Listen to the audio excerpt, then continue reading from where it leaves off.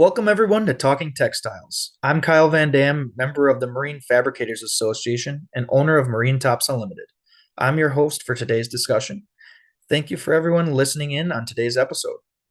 The goal of this podcast is to get to know the wide variety of positions and markets that make up the advanced textiles world. We'll be talking to professionals in different roles throughout this series to help inspire the next generation of textile professionals and anyone interested in learning about the other's journey in this world of textiles. ATA offers advanced textiles content throughout the year, including the upcoming Marine Regional Workshops being held this fall in Bellingham, Washington, and Chicago, Illinois. Visit textiles.org/events to learn more. On today's episode, we're speaking with Mike Charlton, an entrepreneur from the Chesapeake Bay area. Mike is owner of Charlton's Marine Canvas, a full-service canvas shop. And now, let's talk textiles.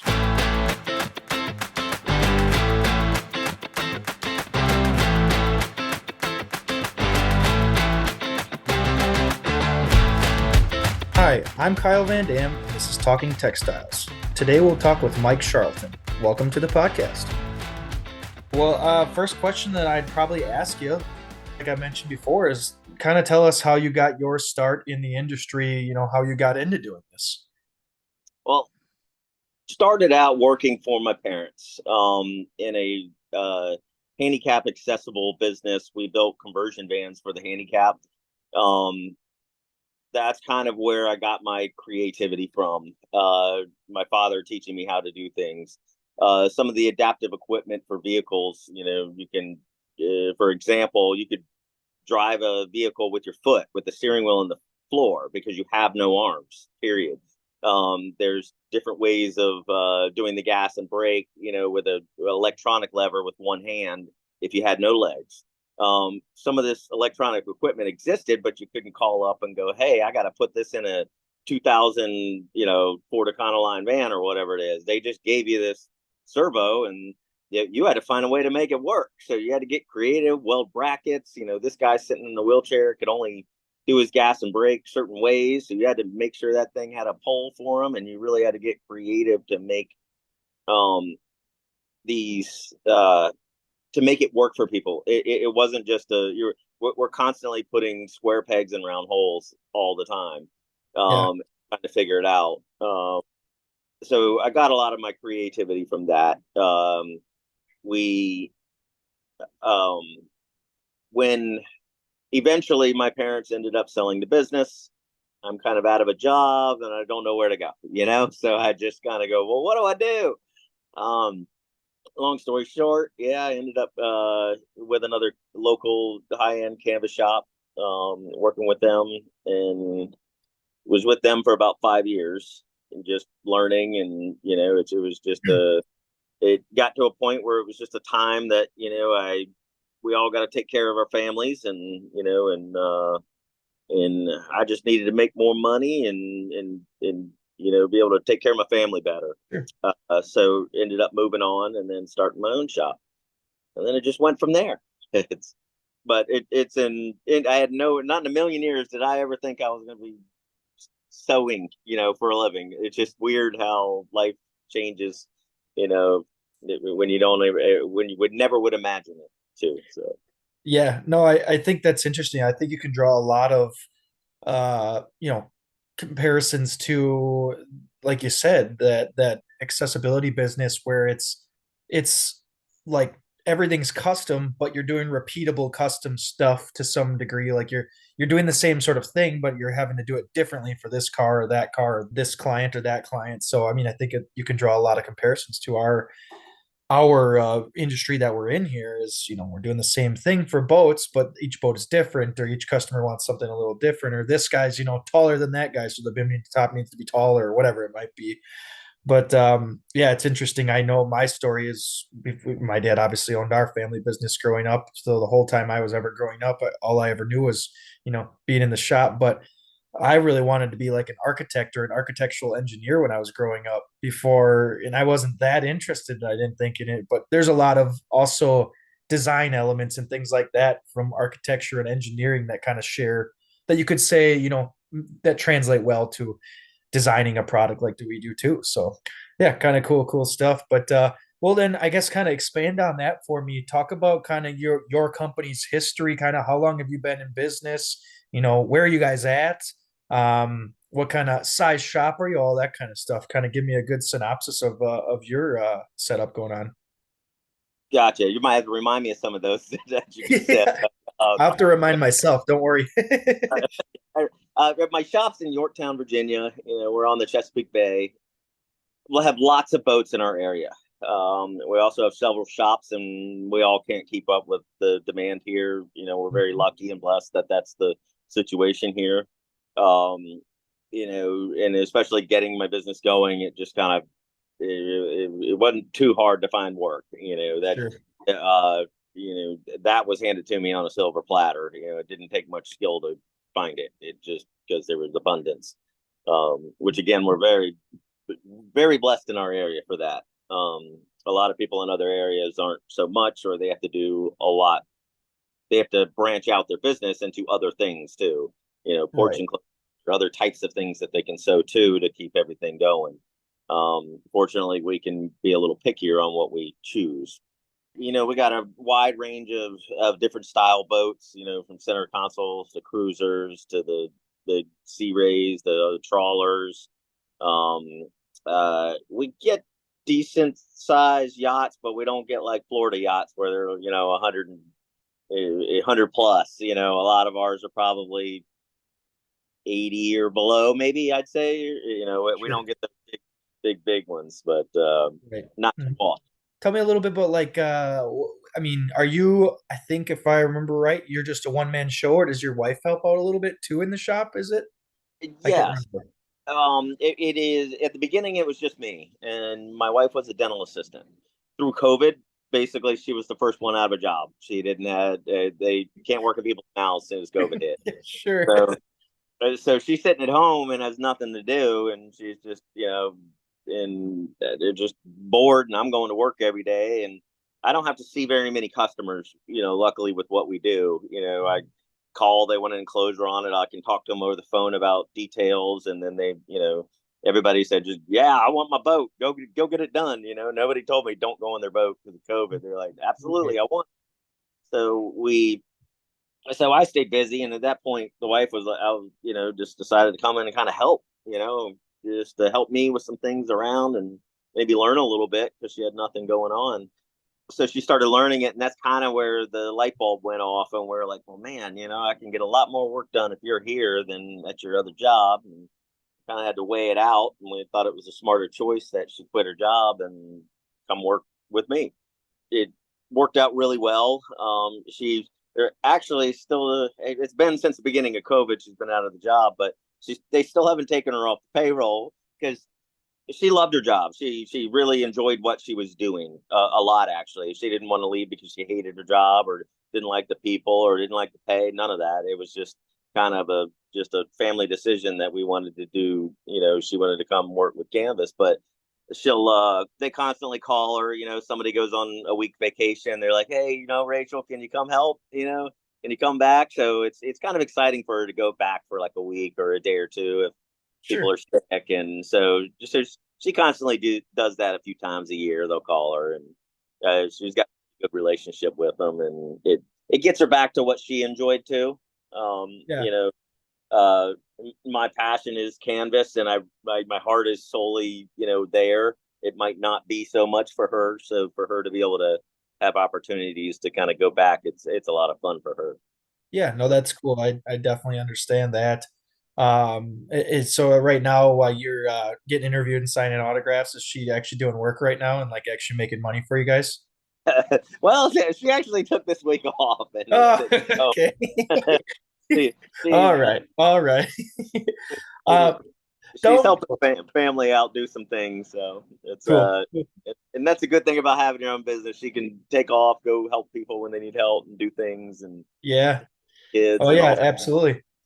Well, I know I think this is one thing that I'm pretty sure you are just about as good as there are out there at it, aside from your actual skill in doing work. But I think you guys have from what I always see on Facebook and stuff, you've got a pretty darn good work-life balance.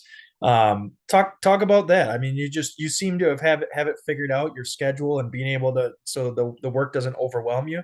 I see you out boating on nice days. I get a little I get a little jealous when I'm working and I see you boating. But yeah, tell me about that. How that works out for you.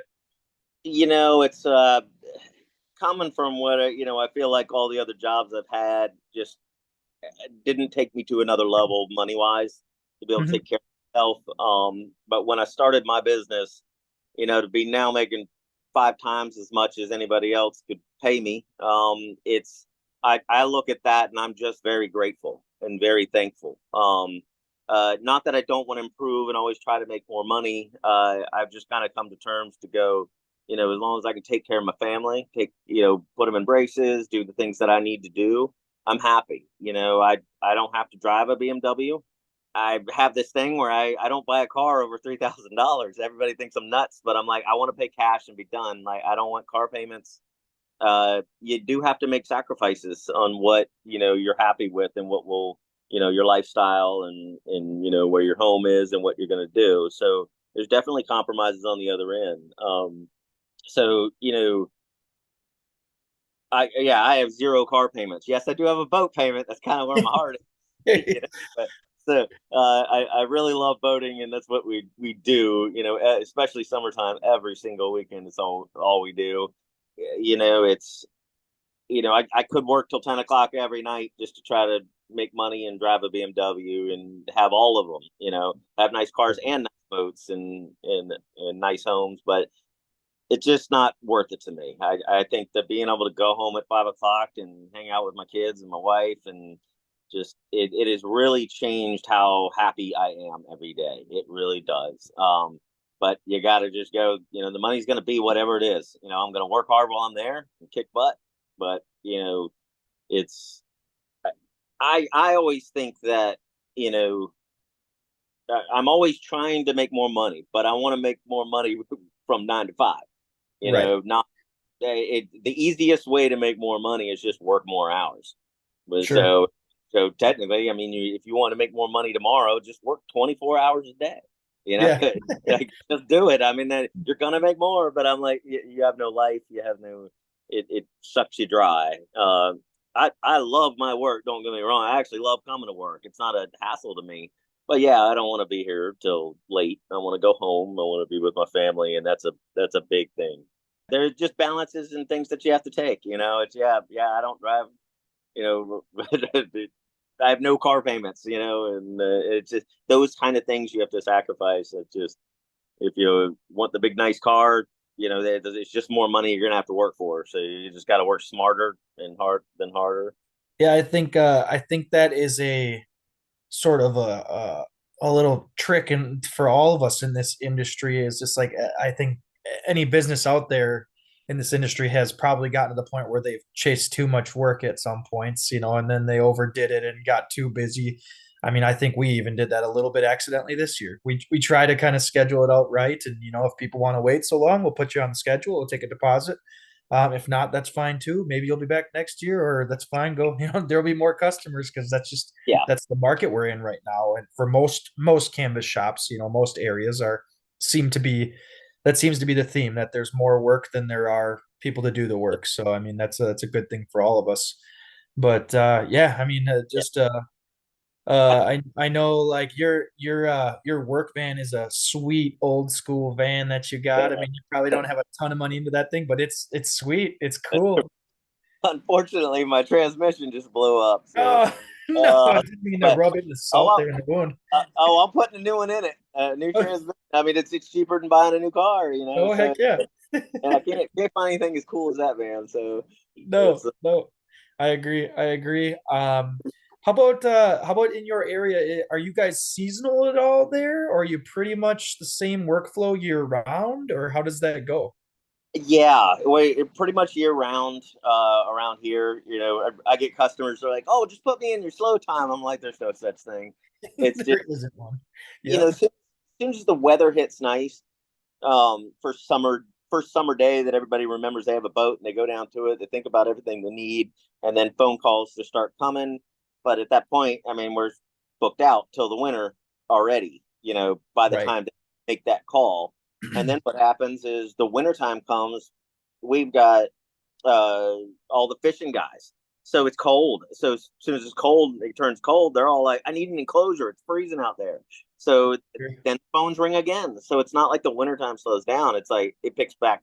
I say it picks back up, but it just stays busy Yeah. 24/7 Yep. because there's just no downtime. It's just so, Yep. Yep. which again, I'm I, always so blessed because it could be so different. So oh yeah, it absolutely could be for a lot of us. So yeah, it's make hay when the sun is shining, they say. yeah. So it's yep, yep.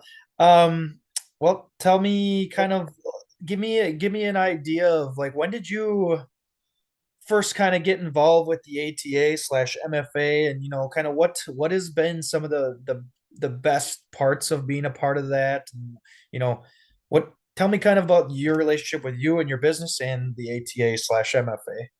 Yeah.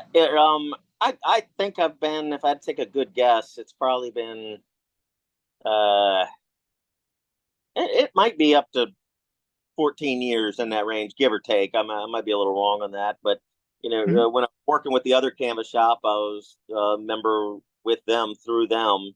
Yep. Uh, really got to know everybody. I mean, it was really really exciting to me to go to these things and learn and see other people's ideas and just it's just a it's it helps me out a lot. And you always get that feeling when you leave. You're like, oh, I got this new thing to try, or what? How can we do this or that? And it really amps you up. And it's just like, and the community of everybody is just so awesome to me. Just you can talk to anybody about anything at any time. It's just everybody's willing to help you and give you some guidance or figure it out. And to be able to go there and just kind of network with other people, it can really move your business forward a lot, in my opinion. I Uh, agree. Yeah. Knowing other people and just being able to get questions answered, or even from just physically putting the work together, or just how to deal with a customer. Hey Mhm. man, you ever run into this customer and they did this? Like, what did you do? How'd you handle this? Or it's like just any aspect of the business, it's there's somebody to call that you can talk through, and maybe they can give you some advice Yeah. to help you through it. Yeah. So that's been good, and I just knew I was a I mean once you go once, I feel like you're kind of hooked. Yeah. It's just like it wasn't ever it never has it been a thought that I ever would leave. It's just I was like once I'm here, that's on my books every year, no matter what. That I want to make sure I'm a part of it. So a lot of it was some of it is getting in there and you want to be a part of it. Uh, it got to a certain point that I wanted to figure out how do I give back, to the industry. I feel like in the beginning it was all just take, take, take. You show up and you learn, you get to know people, and then I realized I was like, well, I'm not really doing anything to get back into it. I was like, so I was starting to rethink of how can I maybe teach a class or do something that can go put things reverse back into Sure. it. So, Yeah. so Yeah. I wasn't thinking that way in the beginning, and then it just helped. There was a ding moment where I was like, oh yeah, maybe I need to you know start seeing what I can do to help or to do anything. So, Yeah. uh, but the community is just amazing. I love it. Yep. Yep. I agree. I couldn't agree more. It's well said. Um, Yeah, I think so. Tell me about like one of the big things you're doing a lot of stuff lately that I know, of course, is doing a lot of just little kind of things that help with the job, little like 3D printing and creating kind of little almost like tools, tips, and tricks, that we talk about at the MFA conference.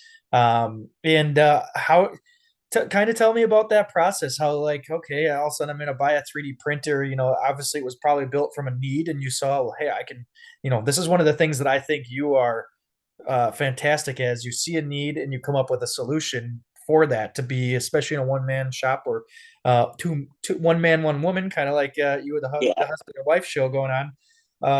It's that see a need and be more efficient with a small shop. I mean, I think that's the name of the game for small shops is efficiency. If you're going to work 9 to 5, and not 5 to 9, how can we maximize our 9 to 5? So we're not working 5 to 9, I assume is what it was born from.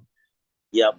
You know, it's but my I don't know if I'm ADHD or I don't know whatever. It's like I just get bored of doing the same thing over and over and over every day. It's just like so, I'm always trying to my brain just open and thinking all the time. So, yeah, if I'm making the same enclosure every day and I can't think of anything to do with that enclosure, I'm like, what else can help me in the shop? Like, or what process of putting this enclosure together do I hate? Or I just, in so I think of neat things that can help me out, and I just go, well, what if this existed, And then I start Googling, going, well, there's this little tool that will, cut the masking off the polycarbonate, like at any depth or gauge that I want. Like, does something like this exist? Some adjustable thing with a razor blade, and I'd Google around, I couldn't find it, and that's kind of what sparked the 3D printing thing. I was like, I could envision this tool in my head very simply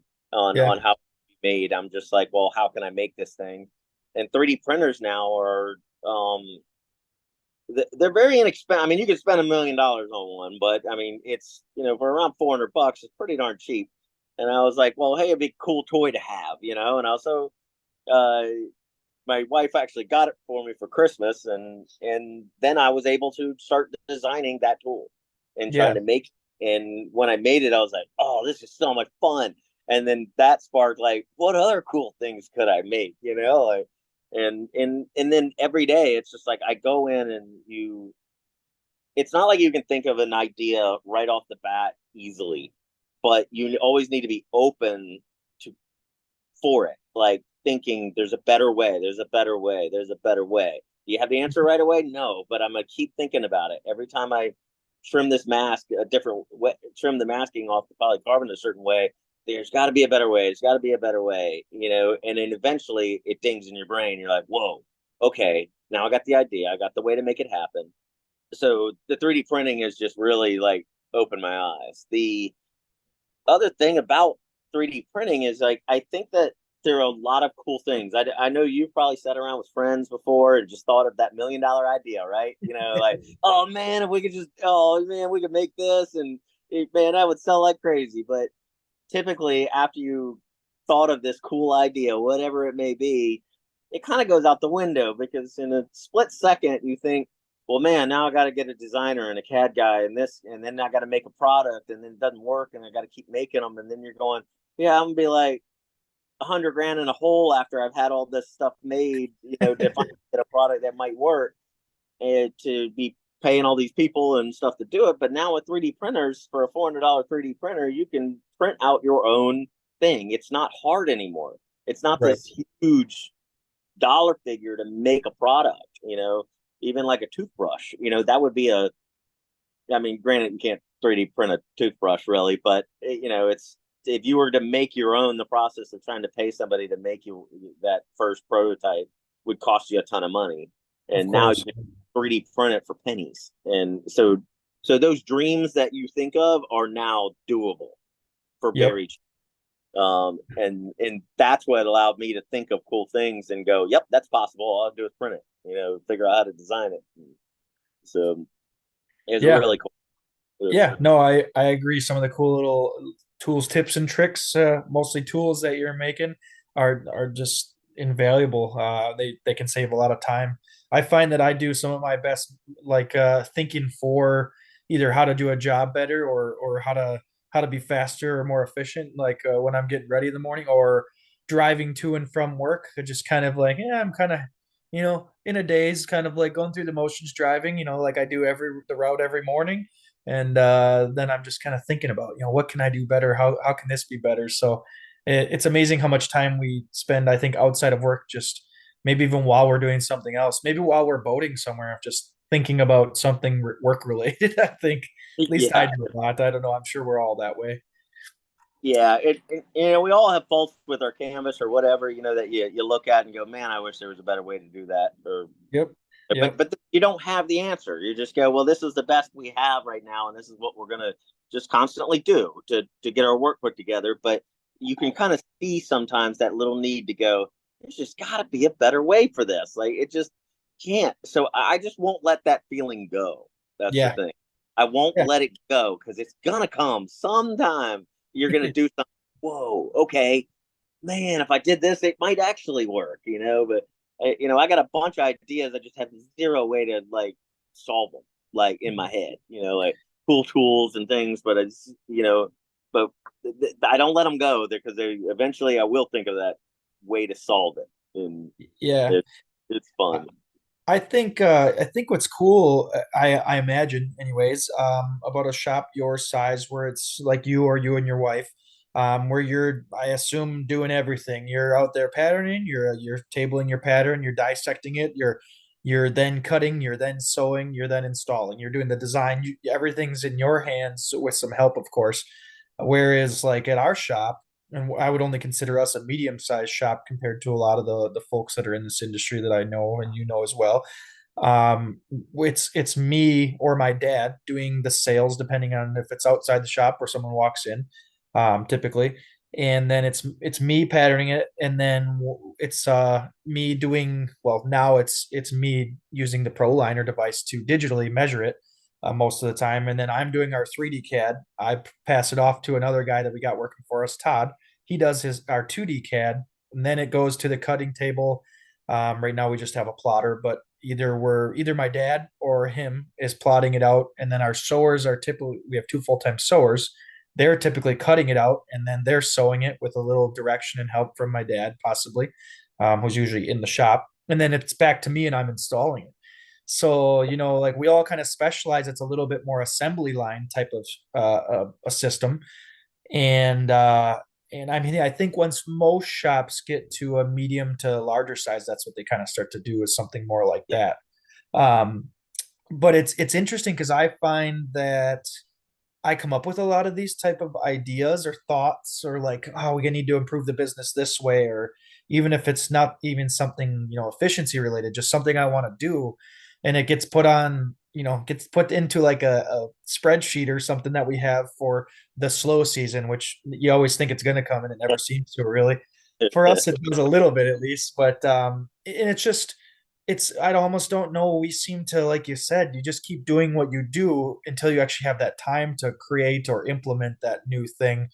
Whereas in a small shop, I think it's even easier, I would assume, to really keep control of every aspect of your quality and everything. It's right under your thumb. It's not other people you're relying on. It's not like, we'll get to that when we get to that, or we want to make that adjustment or that change or that improvement. It's just, you know what, next time I'm doing it because it's in my head. So I'm going to do it. And I already know how it's going to be done. I don't have to explain 10 things to 10 different people. We're just going to do it. So I assume that's kind of something awesome for you, where it's just super easy to control every aspect of the business that way then. It is, and it is different. I do understand the differences between how, yeah, just me and my wife, and then a larger shop works. Some of the Sure. things that they probably, and do don't work for a larger company. Uh, Right. I go into every boat and every enclosure. I do have, yes, standards that I stick with and certain things, but at any given moment, any of those can change based off the boat and go, well, wow, I'm not going to do this window line this way, because it's going to fit better, look better, do something better for this particular job. And I can Yeah. change the process in that one moment, which you can't really do standardizing it for a crew. They need to know, um, repetitiveness. They need to know, there's that guideline, that they can't just change things anytime they want or for whatever reason. But it's easier for me to do that because my hands are on it. I can go into every job and do it completely different than the last one. Every single time if I feel like it would make the job better or whatever it is. So I Hmm. get those advantages of that, being able to do those things or spend more time on the job. I'm gonna take as long as it takes for me to make sure I got it right, or Yep. make sure the pattern gets it right, or whatever it is. There's only pressure on me. Right. Employees might have pressure to rush the job and then it didn't come out as good or something. It's just like I just go, it's me. All of it's me. So I don't have anybody. time other than me. So if it doesn't come out right, I just got to look at me and go, man, I should have slowed down when I did that or this. And I don't have anybody over my shoulder pressuring me to do things or and do them whatever way I want, which is a blessing. I love it. I like it.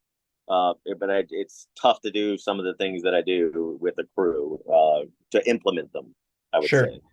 Yeah, I think that's the one thing with your style of shop is it's like, yeah, if you get the applause on stage, you get to be the guy getting the applause, and if they're throwing tomatoes, you're the guy they're throwing them at. Either way. Yeah, um, perfect example. yeah, Perfect. yeah, yeah, uh, yeah. No, that's interesting because I think like you said, it's I know in our shop when I bring something back that we're gonna do vastly differently, or even sometimes just a little different than sort of our normal standard way of doing certain things, it takes so much more time because I then have to explain it to this person. I have to run it through this person. It's like, here's what I thought of in my head how we're gonna do this, and this is different. So this is what I kind of game plan. And then my dad sits there and think about it. And okay, I understand what you're saying. And then he has to explain it to our sewers when they're working on it or yeah, sewing it, because it's different than they just do all the time. So yeah, I mean, it's just be like if you were going to order some sort of a vehicle going down the assembly line, you'd be like, you know what, I want butterfly doors, or I want Lambo doors in this where they open up and yeah, okay, and it's just like it's tough. A lot of people got to slow down and think more, and it's not as efficient then. But and there's yeah, also that's when mistakes happen a lot for us is when we're doing something different and it's outside of our normal way of doing things. That's where I find efficiency slows down and mistakes happen then. yeah. Like an example of that, like when I worked at the other canvas shop, I didn't do any sewing. I just did all the patterning and installs. I'd have to clean up the patterns. So when I clean up the patterns, there needs to be enough information that I can hand it to someone and sew it, and they don't have to be asking questions. We don't have to be talking to each other, wasting time, explaining things.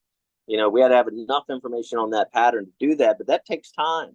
It Yeah, might take an extra hour to clean up that pattern that way, which kind of now I'm the guy on both ends, so I can skip all of that because it's in my yeah, head. yep, I don't have to do any of that because I just know what I'm supposed to do when I sew it already. So no extra markings, no extra, and those are things that I would have to really concentrate to think and take time and make sure every little mark or measurement's put on there for that sewer. So there's a lot of little advantages like that too. So there's a lot of things that yeah. Somebody asked me how fast it takes me to do an enclosure. Well, eh, I don't know how comparable that is sometimes, just because of those types of steps. Is right. that well, I get to skip a lot of those steps, multiple steps, because it's all in my head.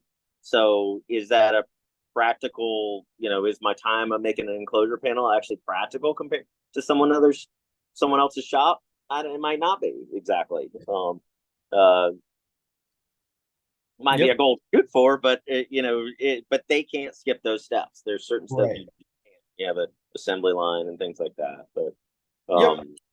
Yeah, I agree. I mean, it's probably equates similarly to like if you go to a Ford or a GM, how many cars they got coming down the line, and then where you go to like, especially when Tesla kind of first started, where they were building not many cars, but they were, more intricate of how they were building. And I think they're more of a little bit kind of cranking them out now, but maybe when they first started, it was more, detailed and not as boom, boom, boom, flying down the line kind of thing. So, but yeah, yeah, it's interesting because both ways can work.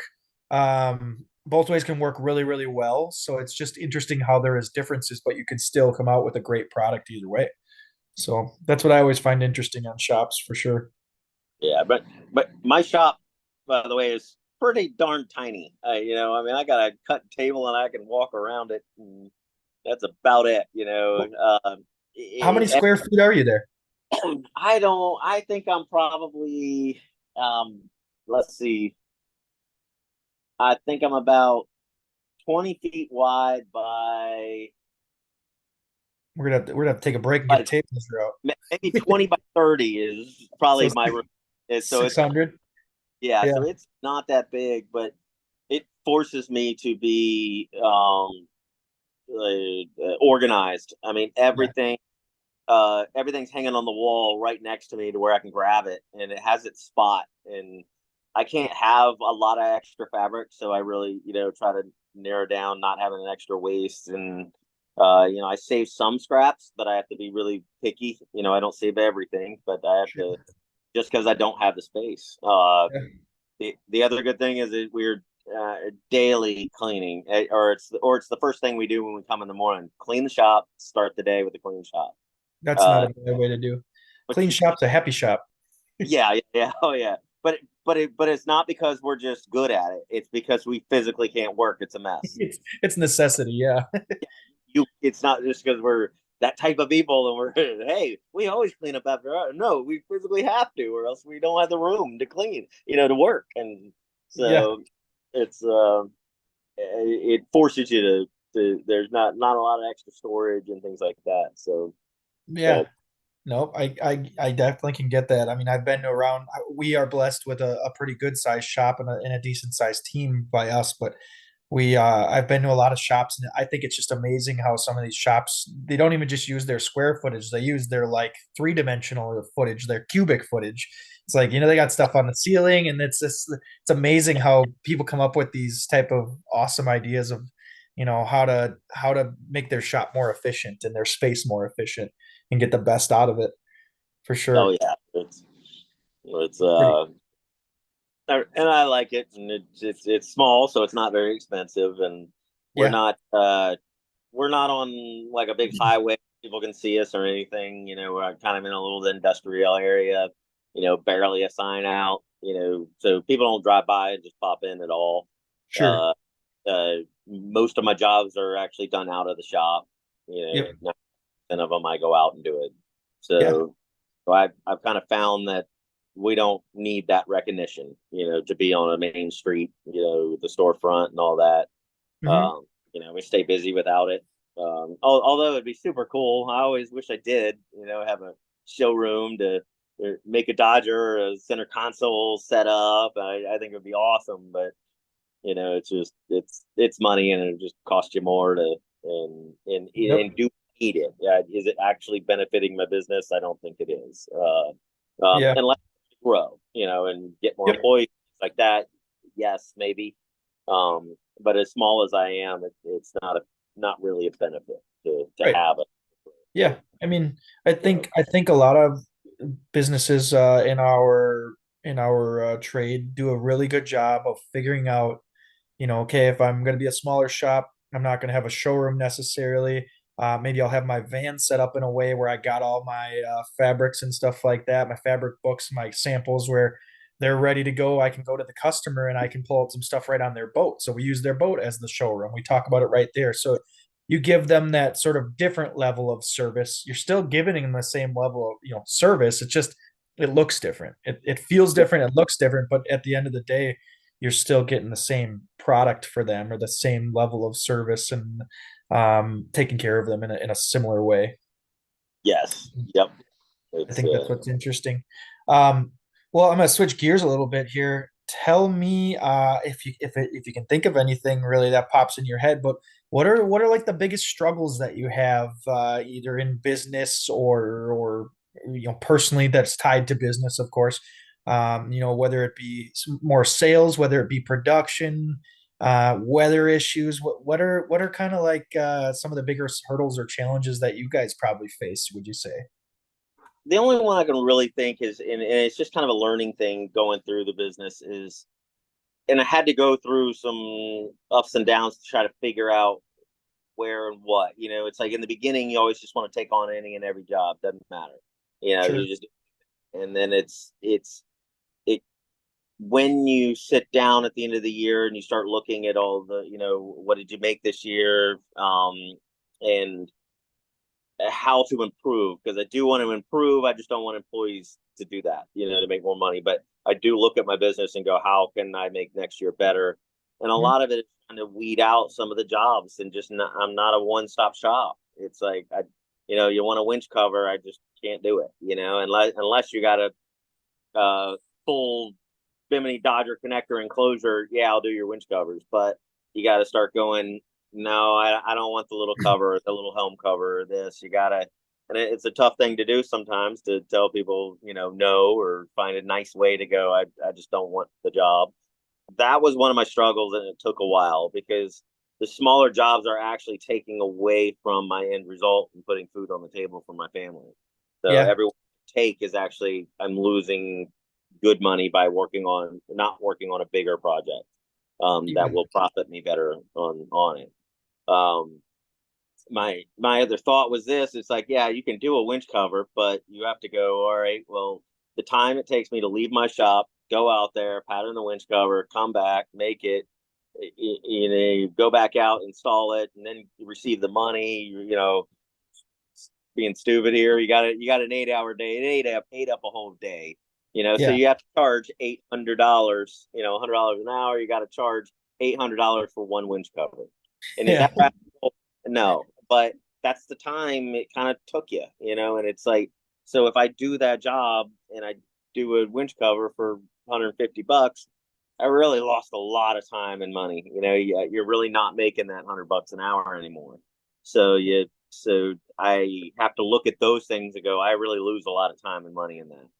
Yeah. I I think it's like I think any shop it strives to, and I'll put strives here. You can't see me because this is a podcast, but I'm doing air quotes for the people that strives to get Yeah, 40 billable hours per team member or employee.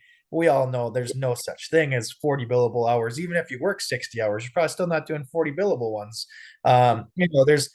There's cleaning, there's doing paperwork or emails or sales, and there's driving time, and you're not getting paid for a lot of that kind of stuff. But we've kind of done that recently too, where we try to some of these things that we've over the years we've been doing.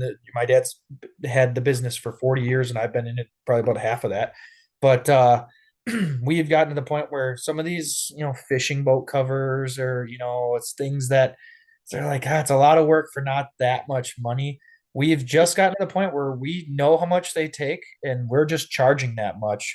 And yeah, if people are like, yeah, that's really expensive, we go, yeah, I know. You're like, I get it. That yep, if you don't want this cover and want to go somewhere else, I get it. But we're not gonna decrease our standards and the way of how we build things to make it cheaper. We could, but we're not gonna do that. yes, So either we're gonna do everything to the highest level and try to make roughly our hourly rate on everything, or we'll just pass on some of those jobs. And if people don't, we'll give them a price, and if they don't want it, that's fine. We get it. We understand. I wouldn't buy it for myself either if I had to pay for it. yeah. So it's just Oh like yeah, I wouldn't buy it at that price. No way. so it's just like, and we try to, like a Right. lot of shops, I think we try to, if I could do all enclosures on boats, that would be my preference. But we mix in, of course, there's a ton of pontoon covers, there's a bunch of upholstery, there's a lot of just runabout covers, and some center consoles are finally coming to our area. We're always 10 years behind on the trends, it seems like, up in Wisconsin. But we're finally starting to get boats Nice. like that. But yeah, I think you're right. It's a powerful thing to just kind of realize the no, or to tell someone maybe even a little bit different. It's like, hey, we are 8 to 12 weeks out. Just that is what it is.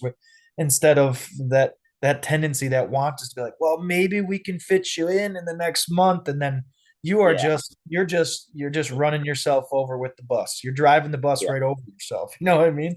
yeah, But it's tough. It's tough not to do that. It's a very difficult thing because you just want to take more and you want to be able to do more, especially if you're like most of us who are passionate and love this industry and love doing what we do, and everything, and love that design and that challenge that we get every day to do something new. yeah. It's another part about my business and how I schedule. I think that's something maybe I'd like to talk about a little bit too. Yeah, go ahead. Go ahead. That Absolutely.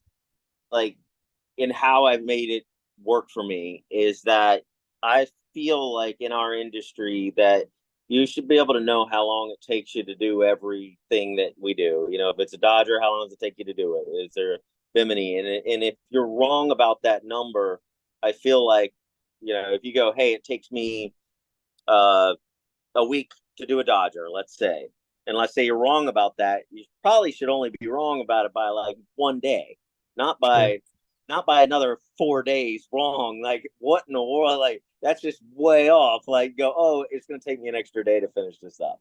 Like, Yeah. one day, probably a lot to be wrong about. So if it took you 3 extra days to do a Dodger, there's something way wrong. So, when I look at scheduling things, let's just say for center console enclosure, a full 5 piece enclosure, it typically takes me about 3 days from going out in the morning patterning. On the end of the third day, it's installed on the boat. I book the whole 5 day work week for that, knowing that it only takes me 3 days to do it. And that's how it's in my schedule. And the next job is done the same way. If it's a 2 week job and it's a Sea Ray with a bimini or an enclosure, I can guaranteed probably do this in a week and a half, but I'm gonna book 2 weeks for it Hmm. total. And I do that for every job. And there's extra days. If the customer calls me back, that strap you put on, it just isn't really working the way we thought, or whatever. I can drop everything and just go take care of them because I have these extra days in my schedule. Yeah. Uh, it allows me to not be so stressed. Allows me to know I get everything done. Uh, the key is that it doesn't change the money income. Everybody's like, I want to cram every single day in there. So what happens when something goes wrong? You don't have that day in your schedule to go back and fix it or take care of that warranty, or you're stressing it, and or it pushes you into working late, or it does all these things. And I just go, those extra days, as long as everything goes smooth on the jobs, I'll end up with open days with nothing on the schedule because I got Hmm. them done. So, you know, if I did the center console in the 3 days I thought it would be, it's not like I'm going to sit on my butt the next 2 days that I blocked it out of the schedule. I'm just going to start the next guy 2 days early. And he's like, whoa, man, you're not supposed to be here till, a couple weeks. Or I mean, a couple more days. And so he's happy. I started him early. And if I get him done in the 3 days instead of the five, now the next guy gets started 4 days early.